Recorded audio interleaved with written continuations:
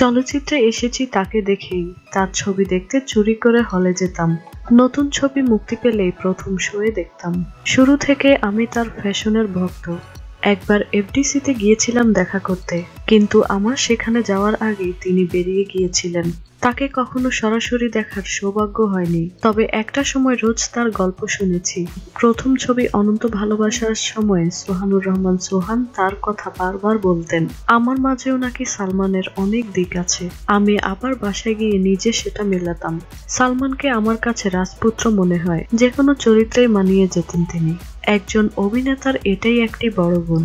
প্রথম দিকে তার গেট আপ ফলো করেছি, তার মতো একজন স্টাইলিশ নায়ক হওয়ার চেষ্টা করেছি। আজকাল অনেকেই সালমান শাহর সাথে আমার তুলনা করে থাকেন, তবে এটা ভুল। আমার ভক্তদের বলছি, এটা কখনোই করবেন না, কারণ সালমান একজনই। মৃত্যুর 20 বছর পরেও তার জনপ্রিয়তার চুল পরিমাণ কমেনি। গত ঈদেও বিভিন্ন চ্যানেলে তার ছবি চলেছে। এটা একজন তারকার জন্য অনেক বড় পাওয়া। সময় পেলে আমি নিজেও সালমান শাহর ছবি ও গান দেখি।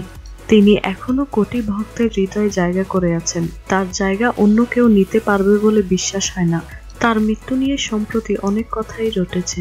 আমি সেগুলো নিয়ে থাকতে চাই না, তবে সরকারকে বলবো সঠিকভাবে তদন্ত করুন, ভালো মন্দ আমাদের জানান।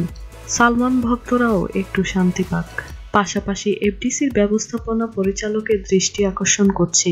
এফডিসিতে জসিম ফ্লোর রয়েছে, মান্না ফ্লোর রয়েছে, অথচ বাংলাদেশের এই নায়কের নামে কিছুই নেই। আমি চাই এফডিসিতে সালমানেরও একটি জায়গা হোক।